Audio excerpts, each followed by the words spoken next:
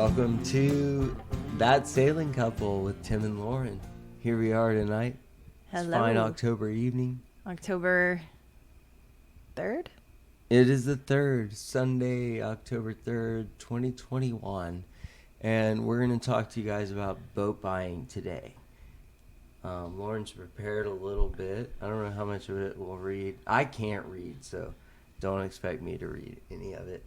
But we've got some things we've been thinking about preparing to buy a vessel. We are, like we've stated, I think we've been pretty clear about we're wannabe sailors. We got a house in Guerneville. We're about 15 miles from the ocean right now. And we joke that our whole relationship, we keep moving further and further downstream. You know, like we met like on our ski resort, but we have both worked on the river. Yep. And so now we are really, really close to the ocean. Closer than we've ever been. So we're shopping for a blue water vessel so we can get that final step. Right. You know, we want to be able to live on it. We want it to take us places. But that's not the most important thing right now. We need a good first vessel. Yeah, we need a good first vessel. So and I think where that vessel sits has like a big thing to do with our process. And I think that everyone's boat buying process is different. And that's why I think Lauren should read you this paragraph. Yeah, the first thing that we want to make sure we cover is that we are not experts. We're here to simply have a conversation with each other about our process, and in having that conversation, share what we're thinking about with anyone out there listening, either now or in the future. We're trying to document our own process, and this is definitely not intended to be a guide or a tutorial. So we're here to put together our own thoughts, the conversations directed towards ourselves and our own process, with an aim of ensuring that we bring all of our considerations to the table when we are comparing and surveying potential vessels out there. So our situation, we are planning on selling our house as a prerequisite to purchasing a boat. So our intended budget is around 70 to 90K. We definitely don't want a project boat. We want a boat that is ready to sail blue water for weeks on end, even though we plan on living in marina for a couple years before we do any major passages. We definitely want a vessel that could go potentially from San Diego to Catalina on a weekly basis as we prepare it for long distance voyaging. Right. Yeah, it should be ready to go. Like, as far as that goes, like it should be able to do weekend sails in Southern California. Yeah, move-in ready as well. And like I said, like I think part of our process is we don't live in San Diego. So this would be, you know, we would be liquidating a lot of our current things we have to change gears and move zip codes.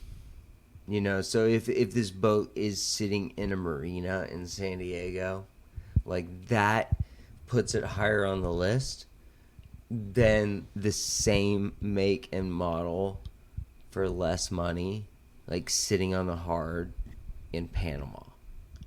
You know? 100%. Like, that's us. You know, we know that, like, we might not get the best deal out there. And we might not buy the best boat for us, like, long-term on this first time. Exactly. But we're, like, fully ready to dive in. Yeah. It may not be our second boat, may not be our only boat or our forever boat. It's going to be our first boat. So everyone's situation when buying their first boat is going to be a little bit unique. So for us, we're looking for a boat most likely in San Diego, preferably with a slip, ready to sail. And if it has sailed, that's awesome. Like, that's what I kind of keep going back to is if, if we find a boat that someone's been on and taken good care of for 3, 4, 5 years,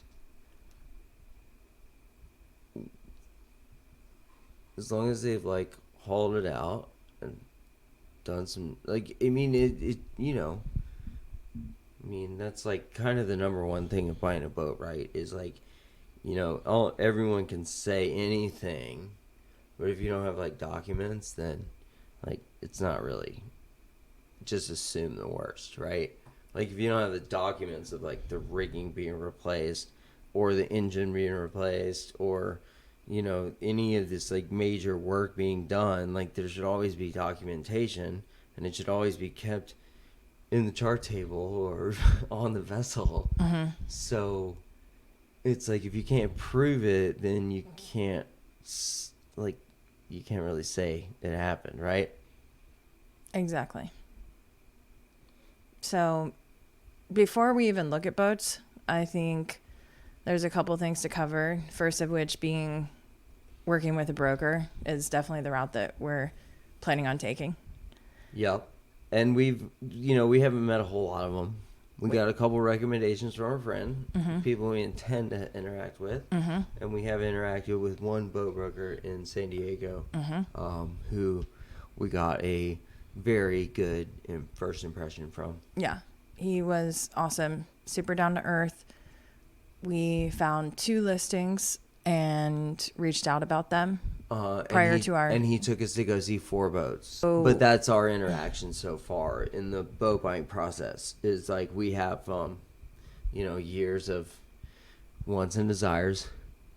Mm-hmm. I get pings on my phone like every week with 28-foot plus listings on eBay. So a lot of Boat Angel Ministries listings. I don't know if you guys drool over these fixer projects or not, but that's like I've been like drowning myself in boat specs for the last like several years just through the that's my like dreamy eyed thing is just fixing stuff, but it's fucking A, man, projects. Yeah. So I think if you are going to talk to a broker, getting that good vibe from the broker is definitely important, and not be afraid to ask the broker his or her opinion on the vessels before you take a look at them. So just like when purchasing a house, if you have a real estate agent who has taken the time to understand what's on your wish list, what's a non-negotiable, what are your needs, wants, and desires, a good boat broker is absolutely going to do the same thing. And remember to utilize them for their opinion when you're considering a listing prior to viewing. Right, and they should be trying to help you understand the things that you don't know, right? Because like that's the hardest part in learning is understanding what you don't know, like so then you can learn. Mm-hmm. Because it's just like a whole thing. So if your broker's not like trying to like educate you a little bit, if your broker doesn't have an obvious amount more experience than you do, then that would be an obvious red flag. But I don't know. Fucking trying to make sure whoever's helping you is helping you and not just helping themselves. Exactly. Yeah. You want to steer clear of somebody that's clearly driven by profit. Mm-hmm. And yeah, preferably find somebody with a love for the industry. Find somebody that's stoked to like get new people into boating. Mm-hmm. Preferably they have sailing knowledge. Find somebody you wouldn't mind like hopping in the car with for 45 minutes because that's probably gonna happen if you're going to buy a boat. As a first-time boat buyer, I'm not going to call it an essential, but it's probably a good idea. It's probably a good idea. It's probably not quite as essential as a survey, but if you're looking in a You want market, somebody that knows more than you. Yeah. You know, Depending on your on- side, and it just there's a bunch. There's almost as many boat brokers out there as there are boats out there. So just, you know, make sure you're working with someone that understands your needs and what you're trying to do. also just like in real estate, the brokers are going to be the people that have the access. So You need access. You're Just like gonna- anything, access is key. yeah, so you're going to have a much better chance of getting on board a bunch more vessels if you're working with a broker than Right. trying to contact. No, I mean, we called a guy about 2 boats. It just happened to be the same guy listing them. Or the same company listing them. Mm-hmm. And we got on board 4 vessels that day. Mm-hmm. He spent 2 hours with us, Mm-hmm. you know. Yeah.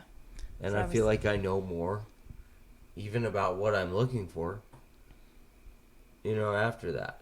Absolutely. It was And, super educational. You know, that we got a long way to go in our process, too. So Mhm. I feel like we're off to a good start. Yeah. So I think it's important before you view a boat that you study the listing for as much information possible specific to the boat prior to scheduling a viewing. And I think that was something that you did a really good job of before we went down for our last viewings in San Diego. It's definitely important to know what you want before you go shopping. Mm-hmm. And being able to understand the listings, I know that, you know, when we did go look at the boats in person, having the printout of the listing and being able to look line item by line item and match it up with what I was seeing and getting a much deeper understanding of how to read those listings and interpret those specs, for me, being at the experience level that I'm at, that was really informative and educational. Yeah, I mean, and that's why events like the Annapolis Boat Show are so successful because, you know, I mean, just you go and you can put people on the boats, you can put people in the boats, and it's like, you know, I used to sell Christmas trees, and the funny thing was like, it's like, dude, we can make that 6 inches shorter, and we can make it look great. You know what I mean? Mm-hmm. Like, if you ever want to know how to get the best looking Christmas tree, is like if you have 8-foot ceilings, go buy a 10-footer and just cut 2 feet off the bottom, and let the guys trim the branches up nice for you. It'll look amazing. It'll be the best tree you could ever fucking get. And what And, does like, that have to do with boat buying? Well, I'm just saying, like, people have no imagination. Uh-huh. So that's why the boat show is so successful, is that you can go and stand on the vessel Right. and imagine yourself on the boat. Yeah, there's no substitute know. for that. Yeah. So, you know, if you can take the time to read a listing thoroughly, you could potentially write off a boat that you would waste time viewing if you didn't read the listing fully. Yeah, just have a checklist, you know. Yeah. And, like, but that said, you should always go and see some things. Like, because there were some things on vessels that I didn't ever... So, what was the first boat we were on? Mm-hmm. It had the forward companionway, like, and a forward set of winches and traveler for the main. You know, it was a deep keeled blue water racing, like offshore racing boat, right? Yeah, it was more of a racing boat. We'll link the specs in the description. I don't even remember what boat it was. It wasn't the Pearson. The Pearson was the one we liked the most, but It was a Taiwan made. I feel like the make started with like a C, but it doesn't matter. we'll link it down there. But yeah, totally. It had this forward companionway that came down into the galley, and salon or whatever, and the main companionway coming down from the cockpit came down into the captain's quarters, right? And the engine was between the captain's quarters and everything forward. kind of like there was it was like a circular. It made a circle around the engine room. Mm-hmm. You know, there's pathway all the way around the engine room, Mm-hmm. so you could take those walls apart and access the engine from all different ways. And then you had two accesses down into the quarter, into the lower. I don't know all this boat terminology. Like we said, we're just couch sailors. So, like, comment, subscribe, especially like talk some shit to me because I deserve it. But what I'm saying is this boat was cool. It had a really cool feature that I did not even realize was like a feature of a lot of boats. What which The feature is that? forward companionway, like Forward companionway. Yeah, and with that you basically have like a sunroof to like above your like couch area. Like you could open a second like access hatch. You know, the Pearson had it as well, right? Yeah. It was just designed a little bit differently. Like it didn't have that like winch area and traveler area. Yeah. Like right below the boom. Pictures are good, especially if you've been on, you know, hundreds of boats. I'm sure you can visualize from pictures a lot better than maybe a first-time boat buyer who hasn't stepped foot on that many sailboats. But there's definitely no substitute for having the opportunity to step aboard and see how the vessel feels. Yeah, you got to get on board. Get on board as many boats as you can.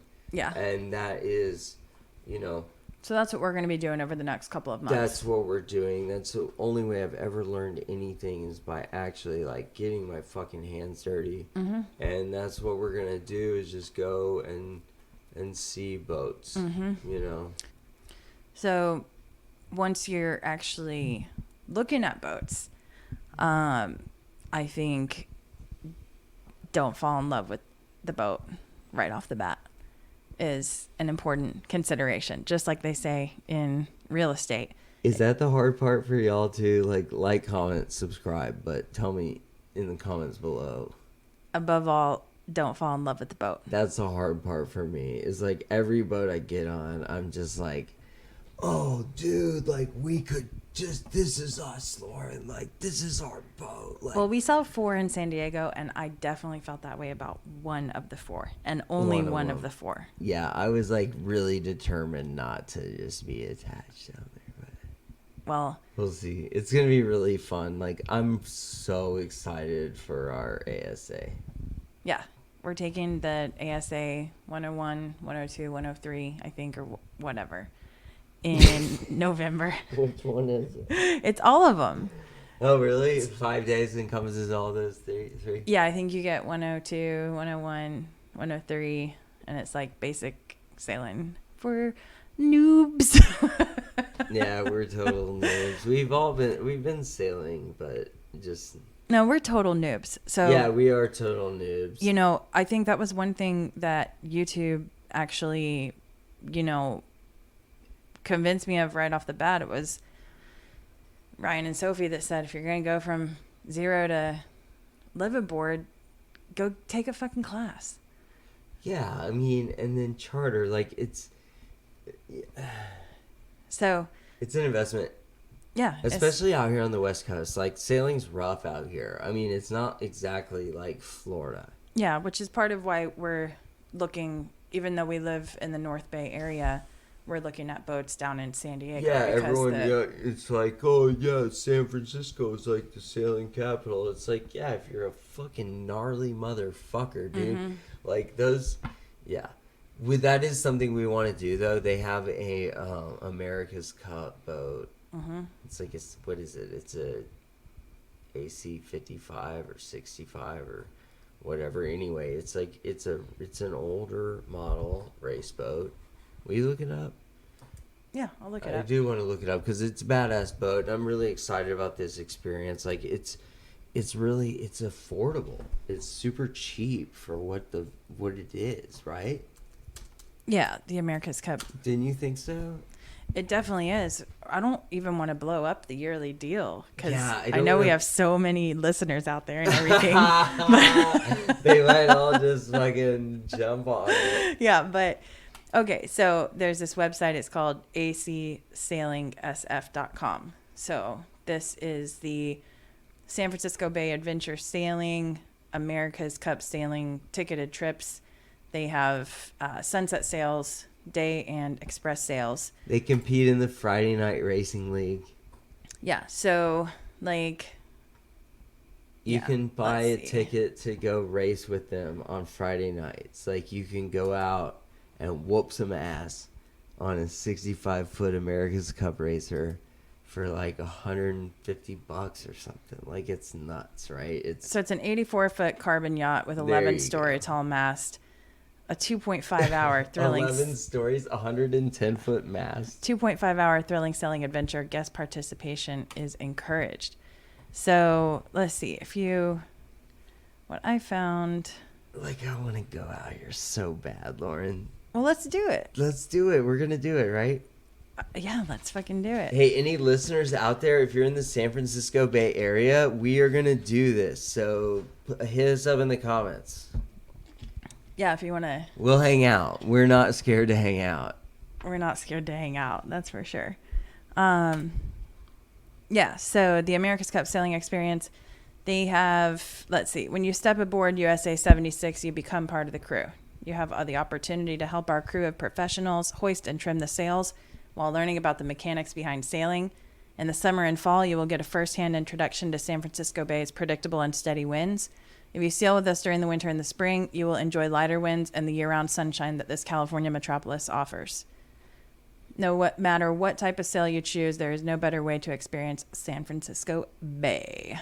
Book your ticket today. We can't wait to welcome you aboard. Exactly. There's no better way to experience San Francisco Bay than on an 80-foot vessel. Like, I would call San Francisco like adventure sailing. Like, you know what I mean? Like, it's not warm. No. It's not always sunny. Yeah. I mean, you can get some really good days out there for sure. They have steady, predictable winds. Mm-hmm. And also, like, fierce, predictable tides. Mm-hmm. And, like, a lot of predictable shipping traffic. It's gnarly. Yeah, it's fucking burly, dude. It's burly. It's gnar. So. It is. The whole West Coast is gnar, but there's San safe Diego harbors, and San Diego, LA, Catalina, a little bit there's- different vibe. yeah, it's just different down there. And then, obviously, like, we feel like we'll probably set out on a haha. Will be our introduction to worldwide sailing from. Yeah, definitely think our California. first expedition, if we do end up on plan with a boat in San Diego, we'll spend some time taking John out to Catalina and back to get the miles and the experience in. And our first expedition, more than likely going to be, not obviously, but our first expedition going to be south down to Baja. And it'd be awesome to go around and get up into the Sea of Cortez and do the Isla de San Jose. Yeah, we both have some experience up in the Sea of Cortez, and I think it's a place that we both like to get back to. Mm-hmm. And you can sail there from San Diego, so that's a bonus. That is a bonus, I mean, it's not like, Yeah, I mean, anyway, you take what you got. exactly. Maybe our boat's in the Caribbean. I don't fucking know where our boat is.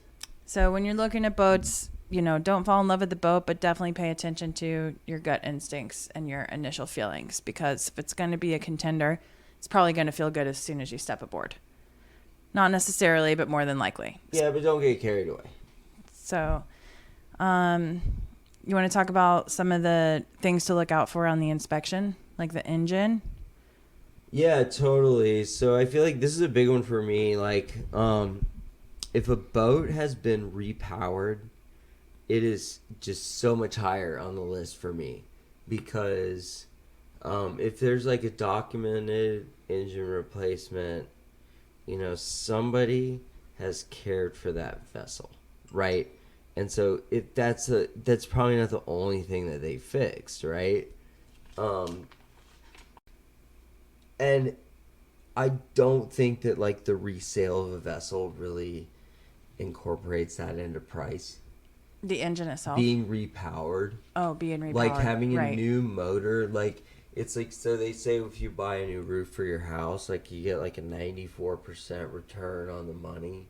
You know what I mean? Mm-hmm. And I just don't think that you get that much of a return out of like, you know, that's probably why a lot of boats are for sale, is because someone doesn't want to put the amount of like money or work into the engine or the rigging or the decks or like whatever's wrong with it, right? Mm-hmm. So that's just a basic fact. It's Mm-hmm. like the reason someone's selling you this boat is because it's costing them too much money to hold on to it, right? And so, you know, the biggest thing for me, like I would love to buy a boat from someone who was like coming back into San Diego from a trip, Mm-hmm.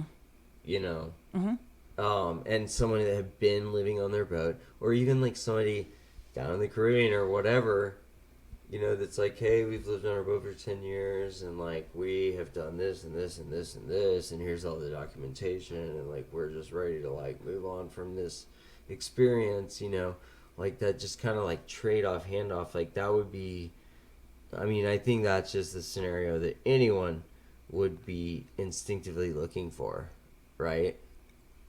I know some people are drawn to the bargain and the project and the vision of restoring a boat, Man. but that's just not where we're at. It's not, dude. Not at all. Yeah, like So we've it's cool. I believe, yeah. So I think that people look for different things. there's a in lot of boats. boats out there. There's a lot of boats out there. A lot of boats out there. You know, to like settle on anything because it's like cheap, like it just seems, Well, we have. I don't know. I mean, we're definitely coming with a, you know, We got a little more arsenal than some people do. than some people and For less than sure. others do. But I think, you know, for our budget, we're going to be able to get all of the things on our wish list. I Yeah. think for sure. All right, I agree. So the first thing, like, you know, a good engine, you know, that makes a boat like safe. Like an engine is what keeps you moving out there, even when the weather's not in your favor, when the winds aren't fair. And so just like anything, like if it leaks, it's suspect. If you can see, you know, it's dirty and like leaky, then like someone probably hasn't like maintained it as well as if it wasn't, right?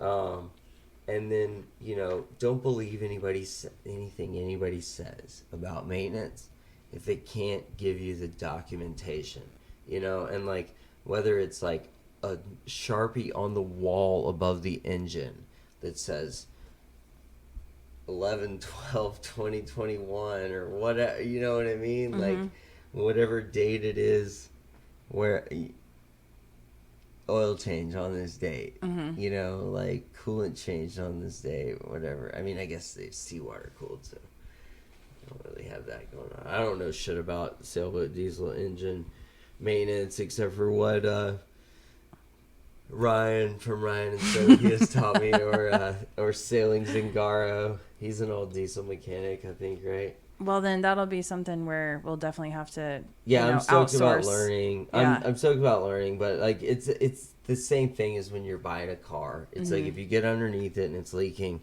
then like be suspect. You know what I mean? Yeah, if it's dirty, it's less likely to be maintained than if it's clean. Yeah. You know, and If possible, it's nice if you if can it start sounds it up. funny, like if it's squeaky and weird and blah blah blah, if it purrs like a kitten, like, you know. But yeah, don't believe the hour meters, believe the maintenance logs and the receipts. Totally. You know, if they say it's got a new motor and they don't have a receipt and the warranty information and all that shit, then it probably doesn't have a new motor. Mm-hmm. You know. Anyway, So, engine, the decks, basically. yeah, like fiberglass is, it's a thing. You know, it's just wood on the inside and epoxy and a cloth. Yeah. You know, and the epoxy makes the cloth hard, and if water gets inside of it, then it'll separate that from wood, Basically, walk away from a shitty deck. and it'll rot from the inside. Not a situation that we want to find ourselves in. Yeah, and termites get in boats. You know, And woodwork is beautiful, but it's expensive to maintain. And like, if someone hasn't been maintaining it, then like you probably don't want to buy it. 100%. So that Formosa with the whole mermaid shit on the front, like it looks good. You know, but don't buy a boat with a wooden mast because it looks good and it's full of termites. Yeah. You know? Come on now. I think that's why Atticus, they had to. Did they have? Oh yeah, they had They had- termites in one of the That's bulkheads. why they had to get rid of Atticus 1. Yep. So they have termites in a bulkhead, and basically it's like more work and maintenance than the boat is worth to fucking. Or to them. Mm-hmm. It's more work and maintenance Yeah. to them. We than the boat had, is how worth. long did we But own it's in our Panama. RV for? Somebody will get it. We had an RV for 2 years. At least 2 years. It needed some work 2-3 years. when we got it. When we got it, you know, there was some delamination And on we one of the exterior decided panels. not to put the money into it. Mm-hmm. So, And it got worse and worse and worse. yep, it did. And the market was good, so we didn't like take a big hit on it or anything. Yeah. But We wouldn't have wanted to hold on to it for another couple of years and not put the work in. yeah. Yeah. So the rigging. Rigging. So check the chain plates for sure. There's a lot of stress there. It's a high stress point. You know, check the bulkheads, obviously. Same thing on the You know, I mean, documentation. you should obviously do a survey, you know, which is Mhm. going to include a sea test, which means that you should be aboard the boat underway, you know, so there's no excuses. You know, like when you're doing this sail, like don't be the guy that's all enthusiastic on the deck with the girlfriend and the dog, like on the YouTube camera. Like, be the guy who's like skeptical and like down there in the air with his ear against the bulkheads, like, is that creaking to you? Like, look and see what's sliding around. Like, look to, like, is there, you know, what's going on the boat? Mm-hmm. You know, what's going on the boat? Like, have your nose everywhere during that sea test, you know, and don't be out there. Like, don't get involved with this vessel or sea test. Like, if you don't trust your surveyor, you know, like, it should be someone that you vibe with, someone who you believe is telling you the truth. Mm-hmm. You know, like, just, you're putting your life in these people's hands is the bottom line. Mm-hmm. We read that unless the owner can document rigging replacement in the last 4 years, you assume that the rigging is original. Yeah, same with anything, you know, it's, if they can't prove that it's been replaced, then just assume that it hasn't been. You know, check for broken strands in the stays and the shrouds. Mm-hmm. But yeah, just anywhere where like water would pool up, you know, like on top of those, Attachments. what do they call them? The chain plates? No, it's just where they pinch the metal around the wire. Clamps? Yeah, it's like there's a swage. It's a swage. Swage. Yeah, right above the swage on the shrouds. Check that, because that's where like water droplets will get and like it'll corrode or Mm-hmm. and like basically if you start getting like broken strands there, so like do the toilet paper test or whatever. Mm-hmm. Like you were talking about, like you run a piece of toilet paper up and when it's dry, and if it grabs on anything, then you know you've got like a little loose thing, and then if you know if you're starting to get that, then go in there with a pick, you know, or if you suspect any damage, like go in there with a pick and like just try and get it between the shrouds. And like if it's bad, like one breaks loose, then you know that it's this year. You got to do it. you Yeah. know? And if you suspect it's like could be bad, like you got to replace that shit. You know, that's your lifeline. You know, What about- like you can't lose your rig. No. You know, so yeah, inspect your chain plates. Like, look for discoloration. Look for seepage. Like anywhere it looks like water has been running before, like it probably will run again. You know, like look for that stuff. If you had to put work in, if you had to replace standing rigging or replace an engine, which one would you feel more comfortable with if there was a vessel? As far as like value or just Like right off the bat, like if we found a Like- boat, you know, would you rather it need an engine replacement or standing rigging replacement if it had to be one of the two? Because we want neither, right? neither would be nice if that's an option. Neither is what we're going for sure. Well, so here's the thing. Like, standing rigging needs to be replaced like every 10 years. Uh-huh. A motor, like, it doesn't. You know, so like if it has a good motor, like that motor's probably good for like 20. You know, Gotcha. but or more. You know, it depends. Like all of it depends. So, but the rigging, it like I think Too Short had to get new rigging like as soon as they bought their catamaran. I think. I mean, I'm sure. Like it was a charter boat, right? I'm not sure.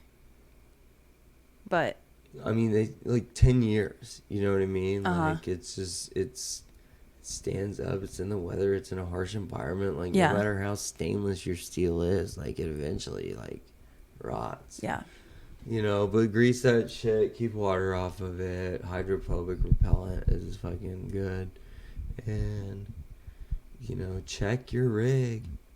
You know, don't get out there dismasted in the middle of fucking nowhere. Don't do that. Yeah. So what about electrical?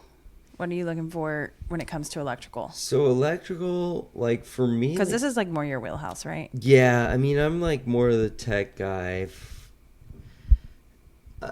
You know, not that that's like my personality, but like I think as far as our whole thing, like, you know, Lauren's probably much more concerned with like the layout of the interior, and I'm much more concerned with like the capabilities.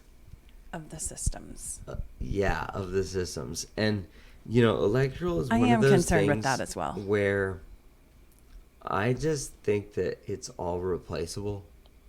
You know, like all that shit comes out new. Like it's like I feel like marine electronics is probably somewhere in the neighborhood of like golf equipment when it comes to like how often a new one comes out and how overpriced it is like on the year that it comes out.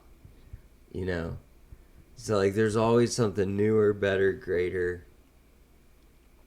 You know. What do you think about the electrical systems on the Pearson, the last boat we saw? Well, what it had like 2 or 3 chart plotters. It had, I mean, it was nice. Like that boat was set up well, and it was sitting on the water at Kona Kai. It'd been for sale for like 6 months, right? It's still for sale. Yeah, sure it is. Don't say nothing about it. I want that boat. Lauren wants it. It's a cool boat. It's a U.S. built Pearson 40. Yeah, lots of things going for that boat. Yeah, I think it's like a 40. 42. 42. Yeah, it's pretty cool. Size was great. U.S. built, which is really cool because you can do charters on it, which is something we found out during the viewing. Well, eventually, once you're, you know. Once you know how to sail. So I put the cockpit in the interior for making sure that we consider, because I know the cockpit's like super important to you, and you're definitely Well, I want to feel going to be safe spending. there. Like, I don't want to be hanging off the back. Just because of our budget, I know there's a lot of people that are like, oh, Blue Water production or whatever, and like, yeah, we don't care what our boat is labeled, but realistically, like, we're in this, $70,000 to $90,000 price range, probably, and so we're looking at like a charter boat. No. Well, I'm just saying, it's like,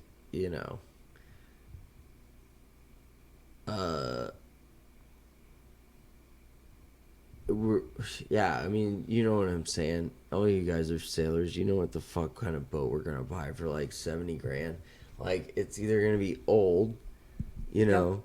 or it's gonna be like generic. You know what I mean? Not necessarily. Well, that's just what people say about these like production boats, like the fucking Beneteau Oceanus or whatever. Yeah. And like, honestly, like, we have no shade for anybody. What kind of boat you have, we don't fucking care. No. What kind of boat you have.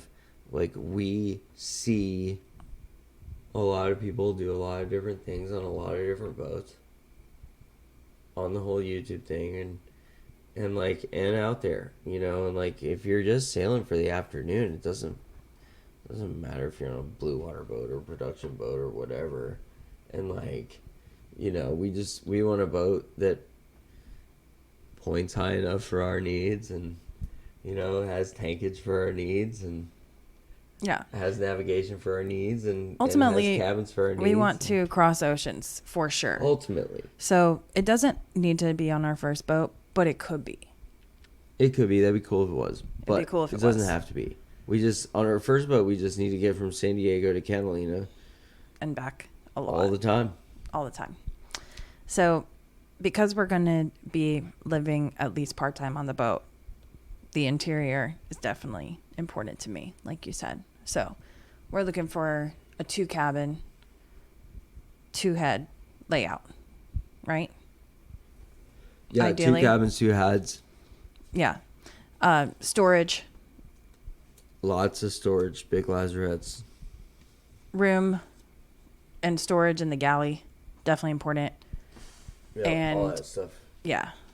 But the electrical, like, it's all replaceable. Just just know that you're gonna have to budget for it, and like, yeah, get nice shit. And like, right now, everyone's upgrading to lithium, right? So I'd imagine the other stuff's pretty fucking cheap, right? I mean, electrical seems it's cheap right now because it's innovating, right?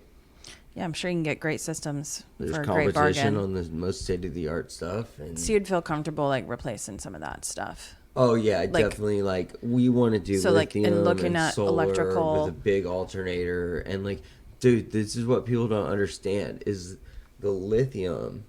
Okay, first of all, the lithium has capacity that's double what the standard lead acid is, right?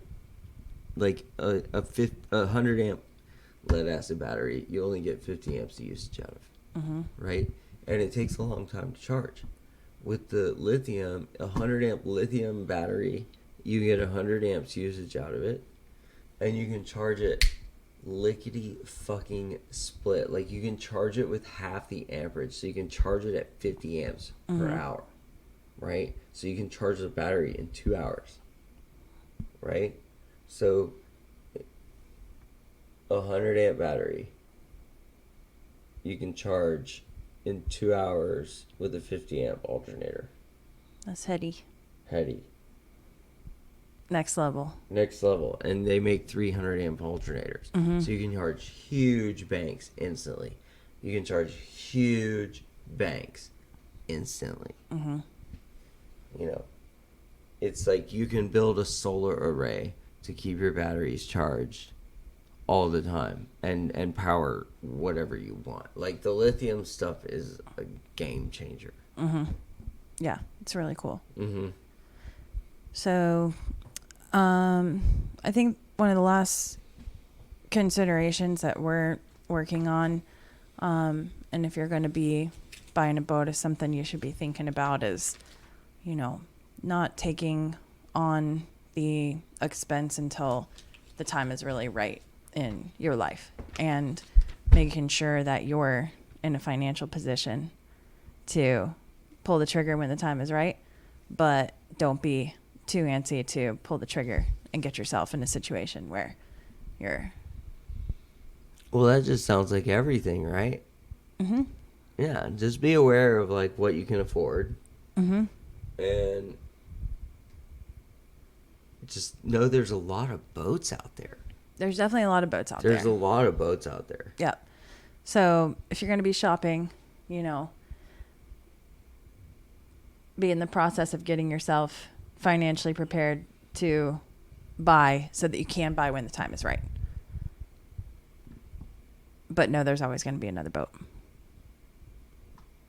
Potentially. Yeah, and Hopefully. if you have like a really cool boat and you want to trade for like a really cool house, let us know in the comments down below. No, seriously though, we've been doing buy sell trade forever, so Yeah, so we have a house for trade. we got a house. For sure. So thanks for tuning in with us. Yeah, thanks for hanging out with us. We're really looking forward to getting to know some of you guys in the sailing community before we start sailing. Yeah, I think for us too, like, I definitely want to be open to kind of bringing in non-sailing people onto our platform. Yeah, it's just the title. Mm-hmm. But what we want to produce is a vibe. What's that vibe? Well, just, you know, they know. Who knows? The people out there that are still fucking listening after 52 minutes. There's no one there, Tim. Oh, there will be soon, baby. There will be soon. All right, good night, y'all. This is Tim and Lauren. We're out of here.